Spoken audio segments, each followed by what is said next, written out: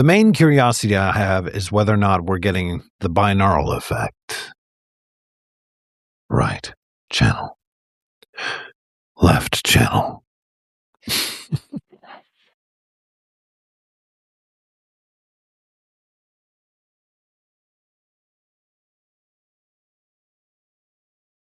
I've had some people comment that they hear a lot of snapping and crackling and sort of jiggling and stuff going on with my mics. And that's sort of a personality quirk of my audio work. Uh, I put these mics through a lot, and they are tube mics, meaning that um they're not like the super digital kind. They kind of have this analog feel to them, but because of that analog um mechanism, they have a much wider range.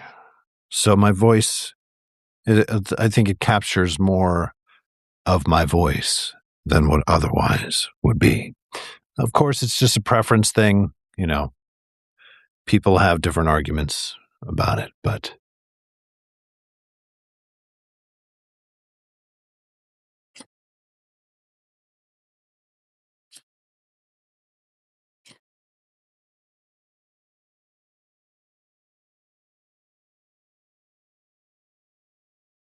yes.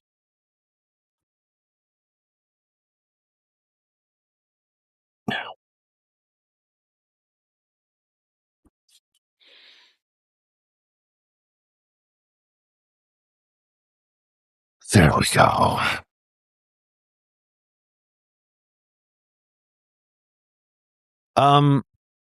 So how's everybody doing? Here we are on a Monday. It is March 9th. We are marching very quickly to the equinox.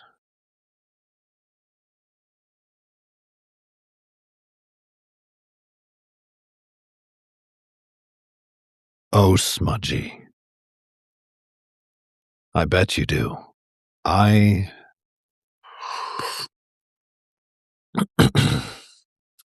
I appreciate that type of lubrication.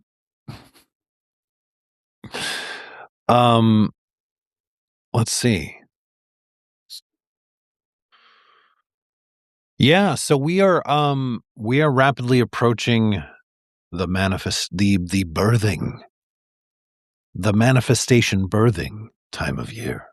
It's like we've all been hibernating, and now we're moving into it's time to it's time to bloom, darling. Time to start pushing your way up out of the soil.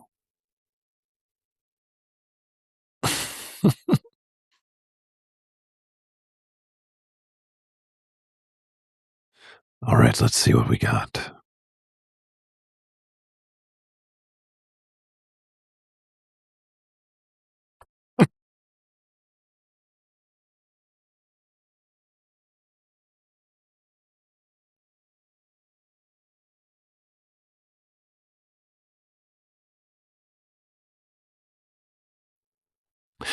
Hello, Chris Cox. Hello, Amanda Joyous, B, Invisible Woman, Lenore, Libby, Allison. Who else do we have? I see Alyssa lurking around back there. And Maisie. Maisie's in there. And Maisie is in here too. Jessica. Danielle. Katie. Excellent. The whole crew is here.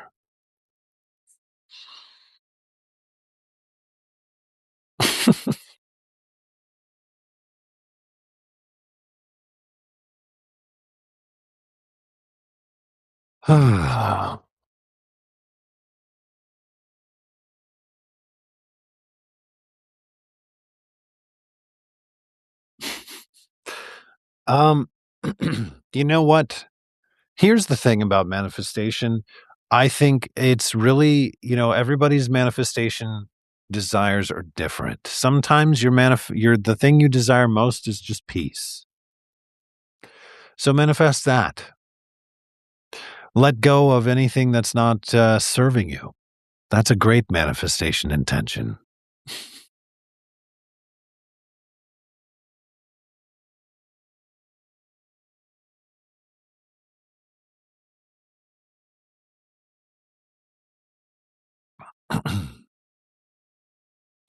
Peace would be great. um, well, let's get into some requests, shall we? I feel like people are I wonder if people are missing it. Like, so I leapt forward an hour. I wonder if people are have not quite caught up to that. Um, because I have like twice as many requests on the Storytime thread as there are people who are actually on the live, which is fine. I'll just repost this later, and people will get the message. Uh, okay, first request. Oh, I actually put it down here so it was easier to retrieve. First request is The Other Frog Prince.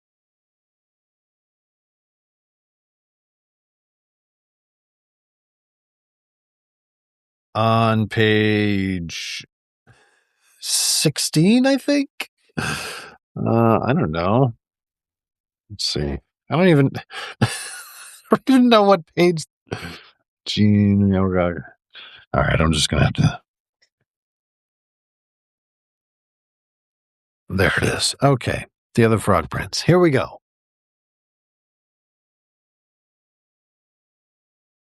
Once upon a time, there was a frog. One day, when he was sitting on his lily pad, he saw a beautiful princess sitting by the pond. He hopped in the water, swam over to her, and poked his head out of the weeds. "Pardon me, oh beautiful princess," he said in his most sad and pathetic voice. Let me try that again. "Pardon me, oh beautiful princess," he said in his most sad and pathetic voice. "I wonder if you could help me." The princess was about to jump up and run, but she felt sorry for the frog with the sad and pathetic voice. So she said, "What can I do to help you, little frog?" "Well," said the frog, "I'm not really a frog, but a handsome prince who was turned into a frog by a wicked witch's spell, and the spell can only be broken by the kiss of a beautiful princess." The princess thought about this for a second, then lifted the frog from the pond and kissed him. "I was just kidding," said the frog. He jumped back into the pond, and the princess wiped the frog slime from her lips. The end. This is a great book. It's really uplifting.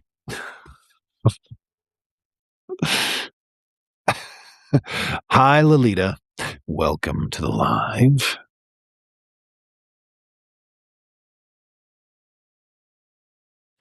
Who else hopped in?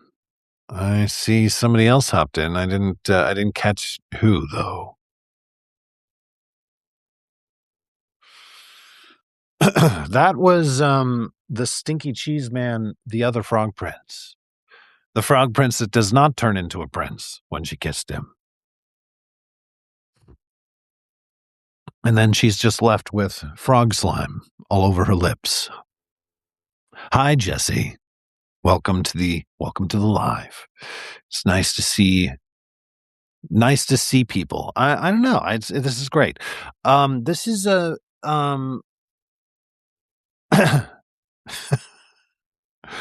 okay. I heard this dad joke literally today.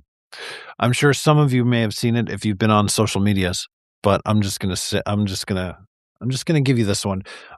Did you know that New York and Minnesota are opposites?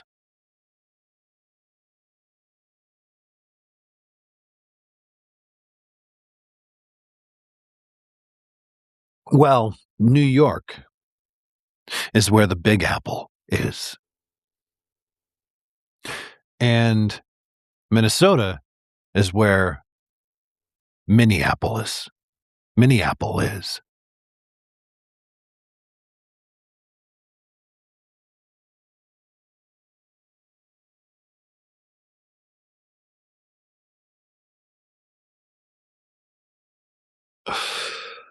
Yeah. Anyway, so that's your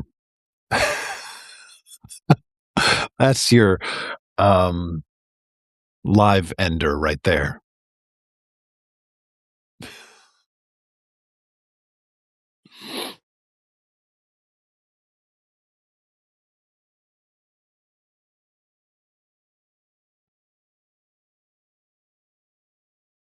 Let's see. Just because we are on Substack.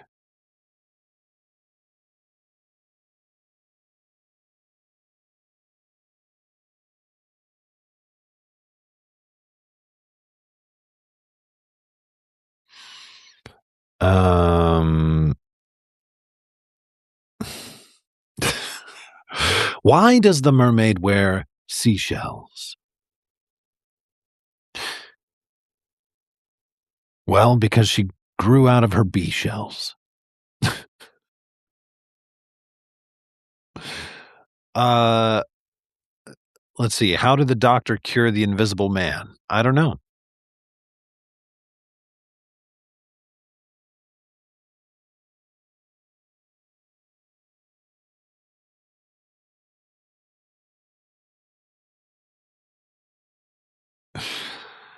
How is okay.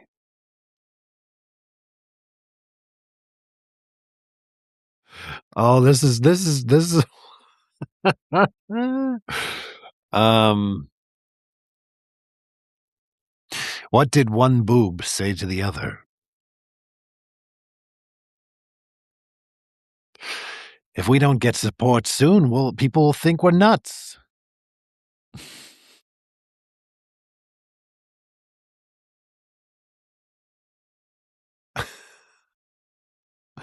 Ah, I took him to the ICU. There you go. I got that one.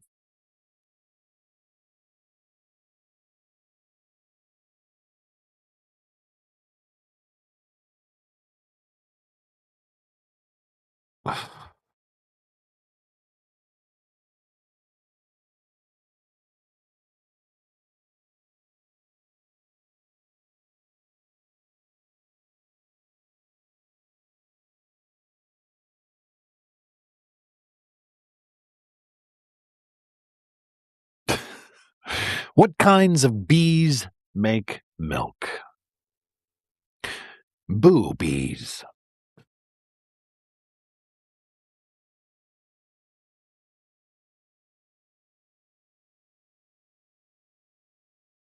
Whew. We're just elevating the conversation right now. This is just wonderful. Oh no. Oh god, this one's painful, but I have to do it. I have to do it just to keep the balance here. What do you call it? Oh god, this is terrible. What do you call a cheap What do you call a cheap circumcision? A ripoff. Oh god.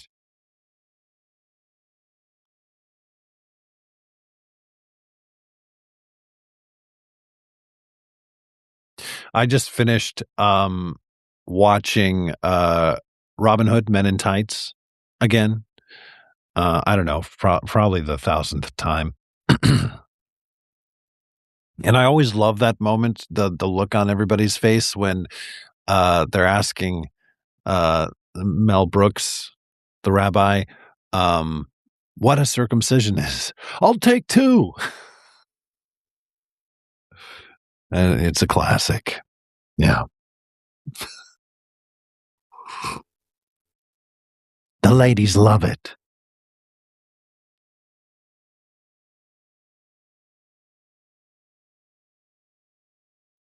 Okay. Well, now that we've now that we've taken the atmosphere completely down, uh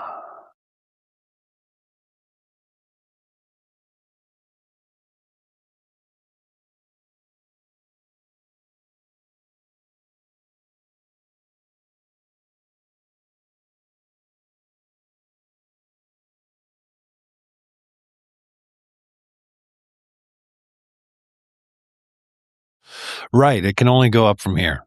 That's true. Mhm. All right, we're gonna keep going, everybody. Here's the next one. It's from an author named Jacqueline Whitney. The self-improvement paradox. You can't hate yourself into a version of yourself you love.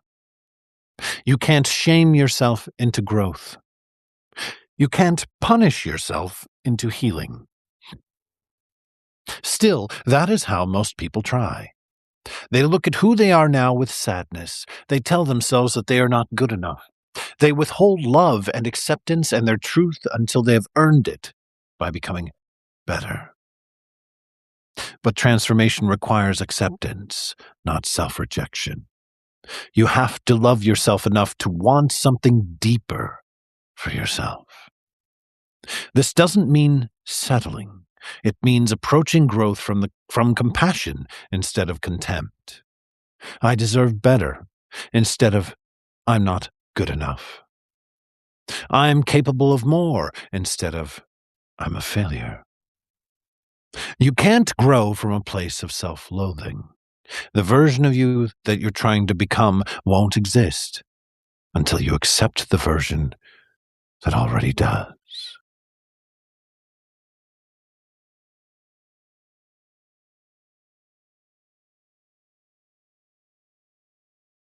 And that's the wild paradox, isn't it?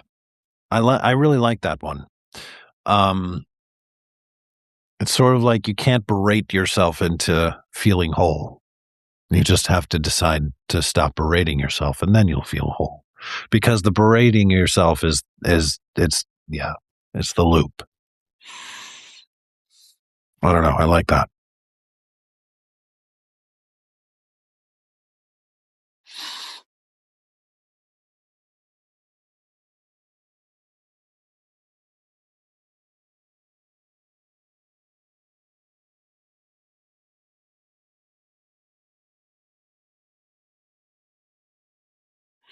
Oh my God, Muppet Treasure Island. It's been a long time since I saw that.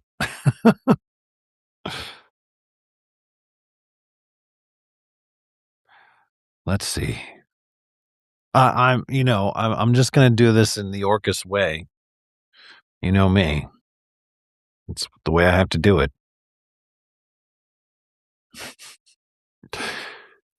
When I was just a lad, looking for my true vocation, my father said, "Now, son, this choice deserves deliberation.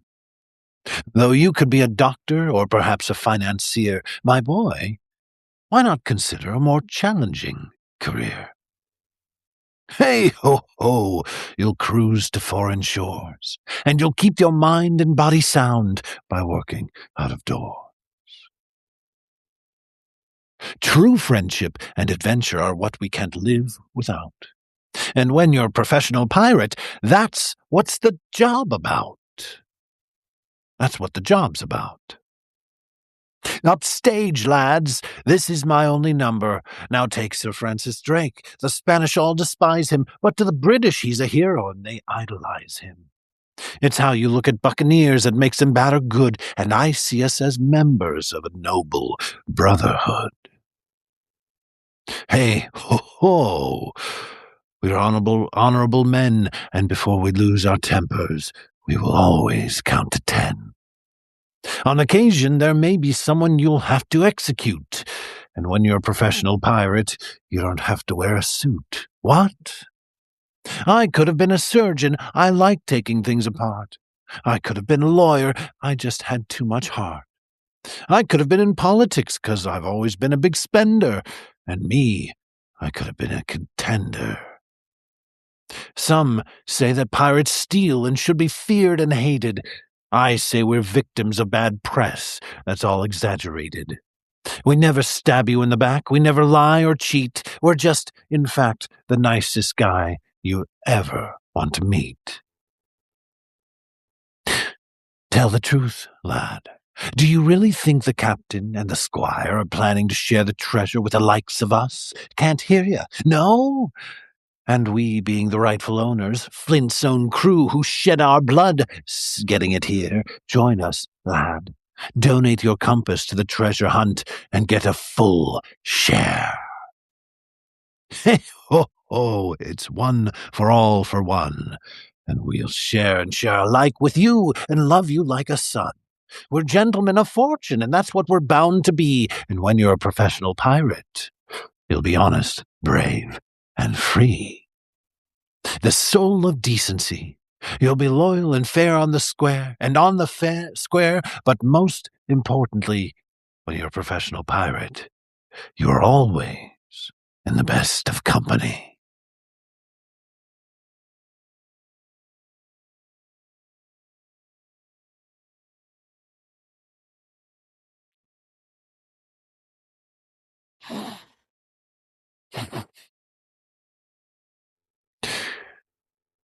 I wonder, I haven't seen that in a while.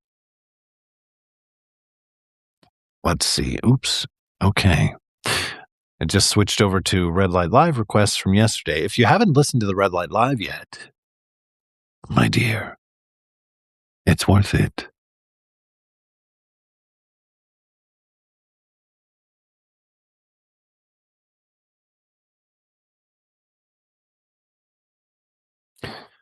Oh, good. Still I Rise by Maya Angelou. I love this one.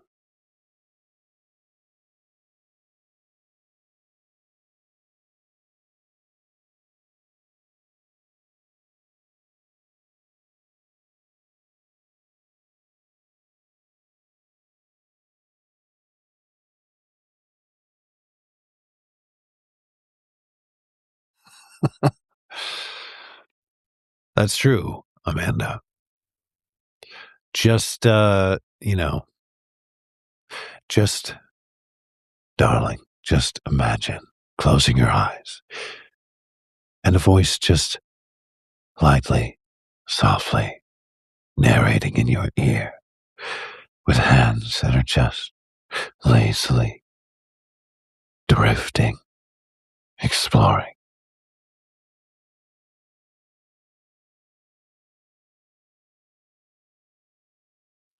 The reason it's called the Red Light Live is because back in the day I used to do it live on video. Where people could watch me and I had a red light on so that it was, dark and mysterious. Um and I don't do that anymore because I like to keep things a little bit more mysterious. Um, and I've been thinking about what I want to change the name to be because I do want to evolve Red Light Live into something a little bit more updated, shall we say? I've been thinking about calling it, something simple like sexual alchemy with Orcus auditory or erotic alchemy, sensual alchemy. Um, I haven't really decided. If you have suggestions, feel free to send them to me. Yeah. There was Red Hot Panda Live. I think because during one of the Red Light Lives, I was talking about red pandas. Oh, the red panda onesie. That's right. I I I wore that on a live ramble at some point. And then Substack suggested the name for the ramble to be Red Hot Ramble Live or something like that. Anyway,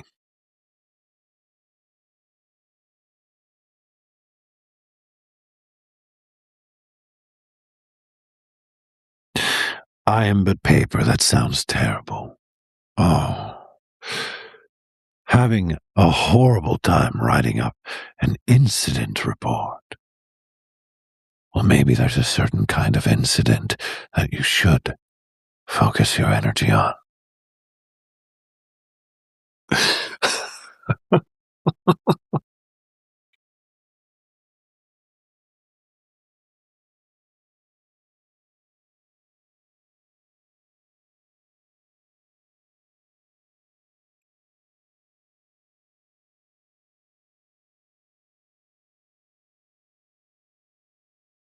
Still I Rise by Maya Angelou.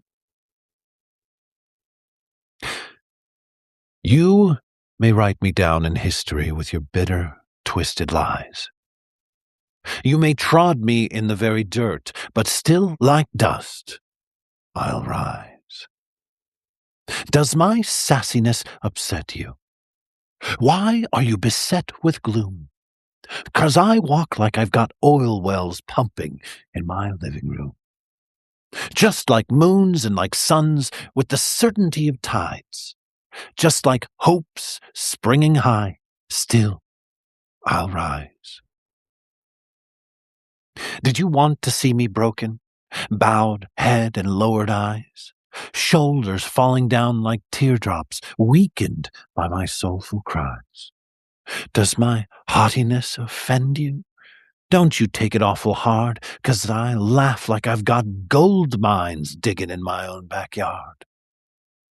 You may shoot me with your words, you may cut me with your eyes, you may kill me with your hatefulness, but still like air, I'll rise. Does my sexiness upset you? Does it come as a surprise that I dance like I've got diamonds at the meeting of my thighs? Out of the huts of history's shame, I rise up from a past that's rooted in pain. I rise. I'm a black ocean, leaping and wide, welling and swelling. I bear in the tide. Leaving behind nights of terror and fear, I rise into the daybreak that's wondrously clear. I rise. Bringing the gifts that my ancestors gave, I am the dream and the hope of the slave. I rise. I rise. I rise.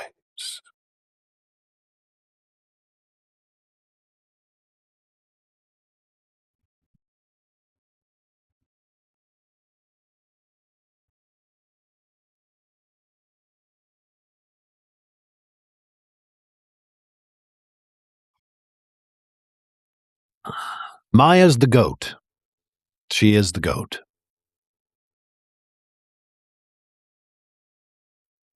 And thank you for that request.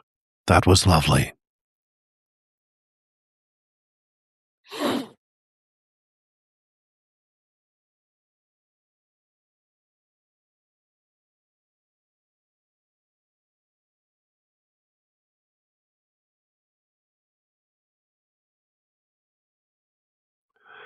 Let me see. What else do we have?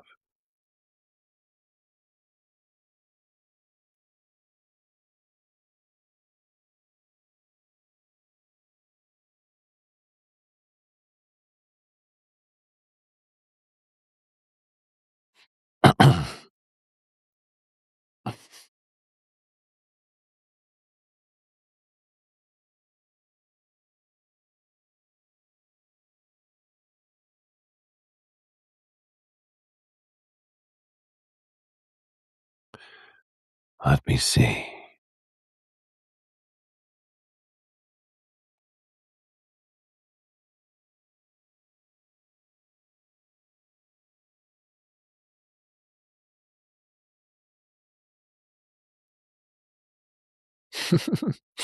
um, let's see. Do you have a I'm a paper. It would be wonderful if you could provide a link to the Strawberries by Edwin Morgan poem that you requested. Let me see if I can find it.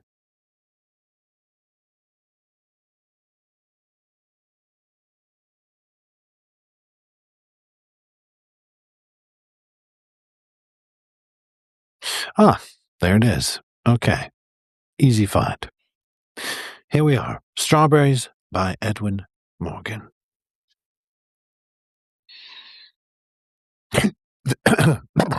Excuse me.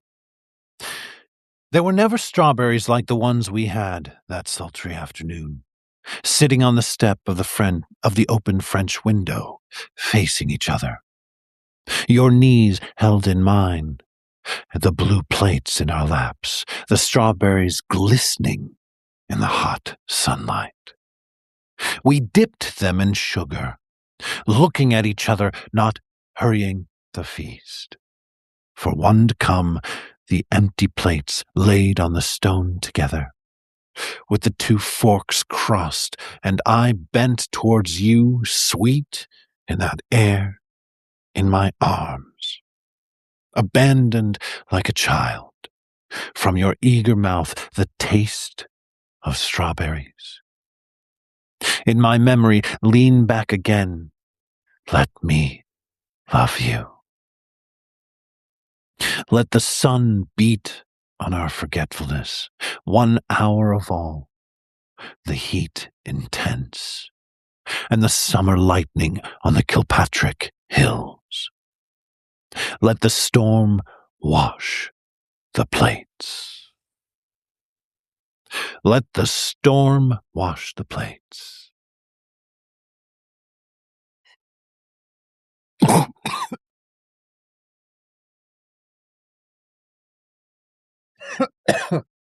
Excuse me. I'm apparently having trouble with myself right now.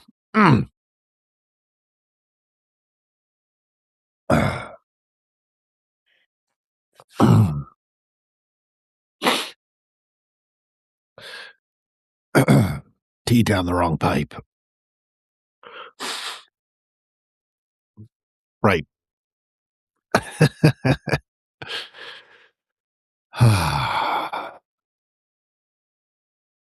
I'm just so verklempt over strawberries.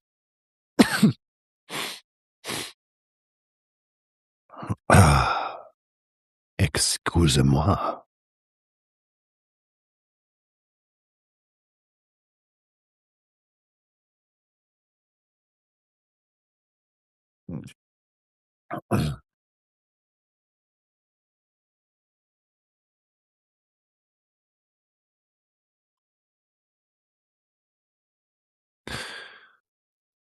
All righty.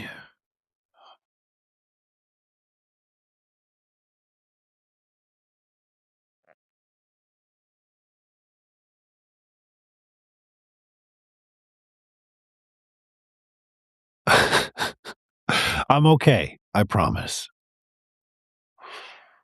There's sometimes I don't know, with all the vocalizations that I do, there's sometimes it's almost like my throat's like, huh, it gets a little off. What is it called when an engine is like, it's like the timing belt is off. It's like my throat timing belt is off.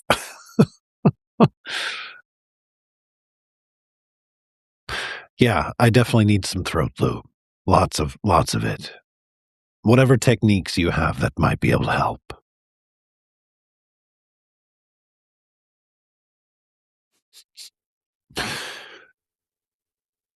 How about Lines Written in Early Spring by William Wordsworth? I heard 1,000 blended notes, while in a grove I sate reclined. In that sweet mood when pleasant thoughts bring sad thoughts to the mind. To her fair works did nature link the human soul that through me ran, and much it grieved my heart to think what man has made of man. Through primrose tufts, in that green bower, the periwinkle trailed its wreaths. And 'tis my faith that every flower enjoys the air it breathes.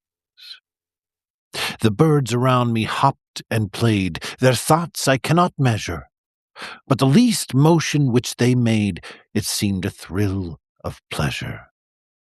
The budding twigs spread out their fan to catch the breezy air, and I must think, do all I can, that there was pleasure there. If this belief from heaven be sent, if such be nature's holy plan?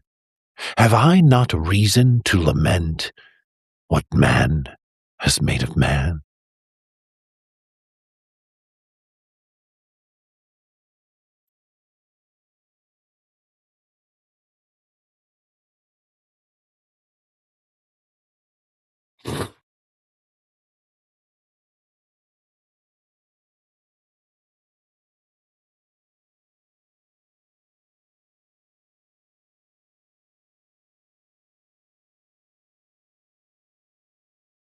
That was Lines Written in Early Spring by William Wordsworth.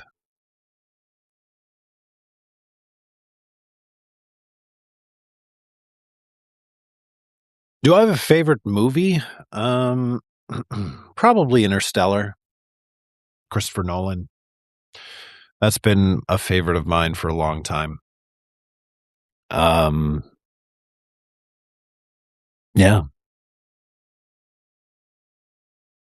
I'm not sure what else that I would put in a top category. Testing. I'm not sure what else I would put in the top movies category for me. And Labyrinth is definitely up there. Um, there have been so many good movies that at this point it's like, I used to have my list. It was like Good Will Hunting and The Red Violin and Fight Club um and now it's sort of like my taste has sort of expanded a little bit, and now I'm kind of like I see a lot more range of artistry. Um, Godfather's good. It never really hit me quite to the level that I feel like it hit many people. Uh, yeah, love The Fifth Element. That's a great one. Um,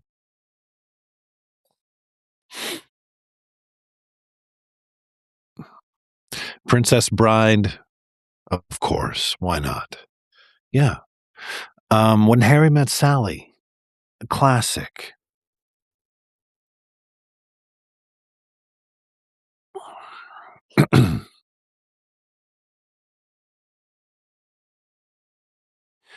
um, I'd say for my personal favorite, Star Trek First Contact was a brilliant. I mean, Star Trek First Contact, I think, is probably the best Star Trek movie. And I say that because it's not just about, um, like it finally addresses some of the core themes of the Captain Jean-Luc Picard character that I feel like were only sort of lightly touched upon in other shows, but like that one just woof. Yeah. No, First Contact was with the Next Generation cast.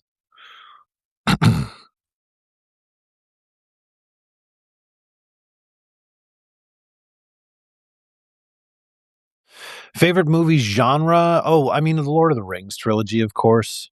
You know, um, I'm a big fan of fantasy or sci-fi, really. Um, Search for Spock is really good. Yeah, of course.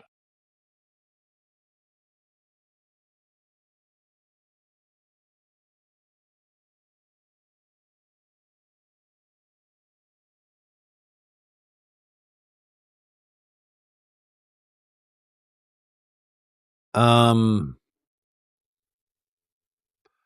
what else have I seen? I mean, recent movies that I saw that were amazing. One Thing After Another. The one that with Leonardo DiCaprio that just came out. That movie was incredible. Paul Thomas Anderson. I love Paul Thomas Anderson films. That one, like, I mean, he did Magnolia, which was one of my favorites for many years. Um, yeah. I also really enjoyed the Bob Dylan biopic, that, um,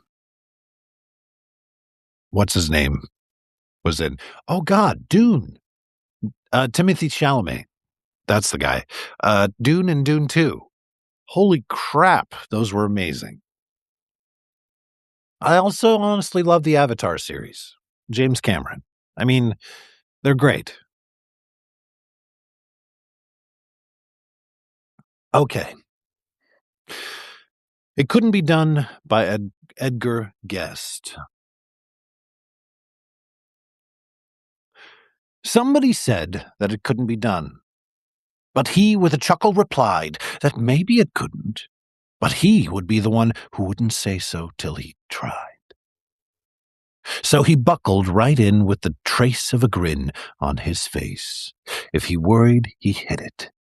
He started to sing as he tackled the thing that couldn't be done, and he did it. Somebody scoffed, "Oh, you'll never do that. At least no one ever has done it." But he took off his coat and he took off his hat, and the first thing we knew, he'd begun it. With a lift of his chin and a bit of a grin, without any doubting or quit it, he started to sing as he tackled the thing that couldn't be done, and he did it. There are thousands to tell you it cannot be done. There are thousands to prophesy failure. There are thousands to point to you one by one the dangers that wait to assail you. But just buckle in with a bit of a grin. Just take off your coat and go to it. Just start in to sing as you tackle the thing that cannot be done, and you'll do it.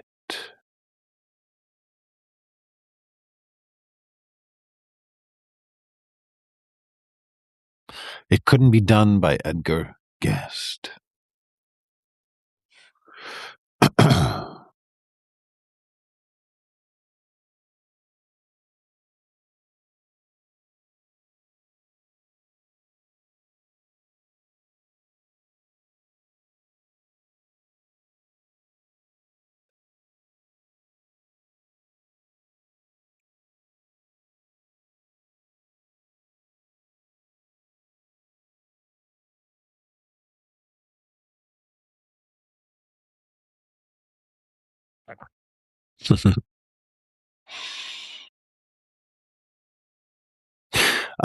Libby had a question because of autistic overwhelm. I don't have a request, but I do have a question in terms of that. When you get like this, and what do you do when you get into autistic overwhelm? What do you do to center and calm yourself? Good question. Yeah. I think there are a couple of things that I do. I mean, the first one is that I first have to remember and accept that I'm exceptionally sensitive. Um, and to forgive myself for the things that put me into autistic overwhelm in the first place. Because I think it's not only that the part of the issue is that not only are we experiencing overwhelm, but we're also coming down on ourselves for feeling overwhelmed. And that's just compounding the problem. Yes, Lolita, I am autistic. I have a number of things that are associated with autism. I struggle with sarcasm. I have auditory processing issues. I have, I don't know. I speak slowly and methodically because my brain often runs faster than my words can express. So I lose track of where I'm going with my mouth a lot. Yeah, feeling like an alien. Uh, noticing that I have downright telepathy at times, depending on how lucid I feel. um, if you've ever listened to the telepathy tapes, if you're autistic, like go listen to the telepathy tapes. podcast. It will expand your mind. Um, and yeah, I don't know. Um, I think being autistic is it's weird for me because I know that I'm fully autistic, but I run a good simulation. Good enough that people can look kinda glance at me and go, "Oh, yeah, he's normal." But, but the more you kind of peek under the hood of what I'm presenting, the more you realize, "Oh, yeah, I see it." Um, and a lot of people look at me and go, "Oh, he's weird. There's something weird going on," when they are able to see through the mask, and, you know, it is what it is.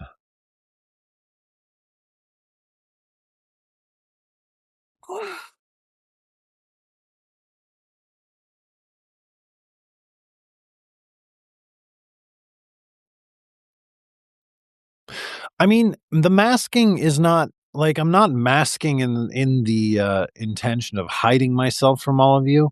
I've kinda come to a new relationship to the idea of masking than what I used to. It's like, th really, my version of masking now is simply a way of declaring to myself, "How am I going to organize my sense of self so that I can fucking understand anything that I'm doing in relationship to the world around me." So my masking is not really for all of you. My masking is for me to figure out what the fuck's going on.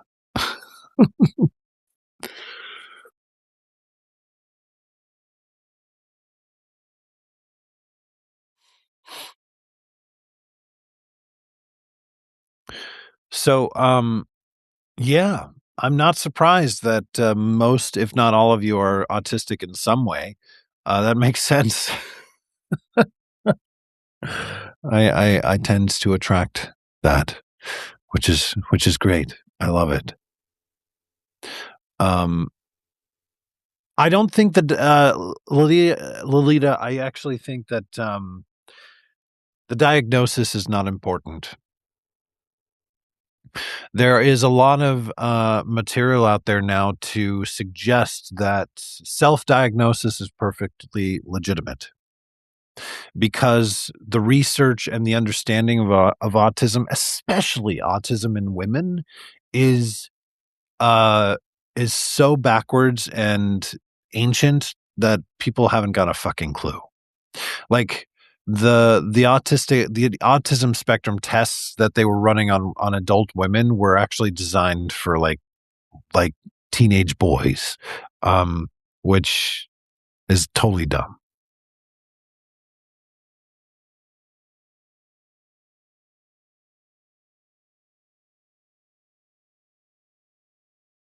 So, a few years ago, I actually consulted with somebody who kind of had their finger on the like they'd done a ton of research on just what is the nature of autism and how do you work with it and what do you do about it, and I had a consult with them and they said, "You know what?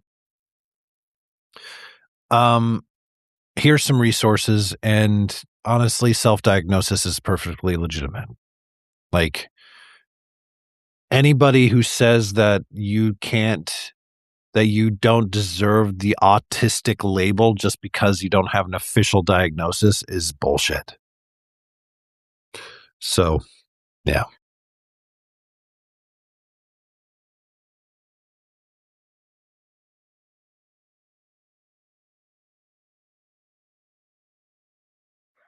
Yeah, Katie, if you have a nonverbal autistic, child, you definitely should listen to the telepathy tapes.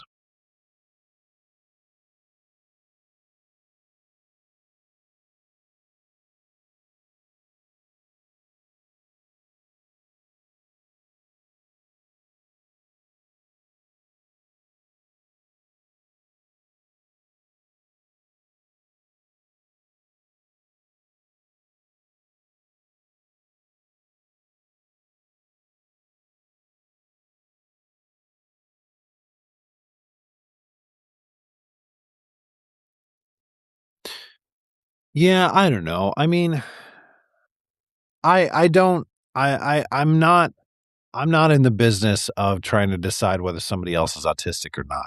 I certainly notice stuff, but, like, I'm so, engrossed in trying to figure myself out that deciding what other people are doesn't really matter that much to me. Um, welcome, Inga. Nice to see you on the live. We're talking about autism right now.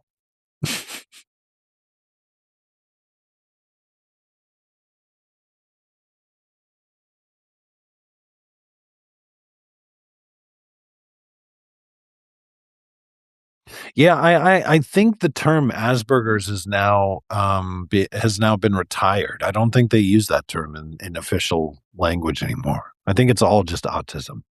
I actually think, like, I think they're now starting to say that ADHD is actually under the autism label in some ways now.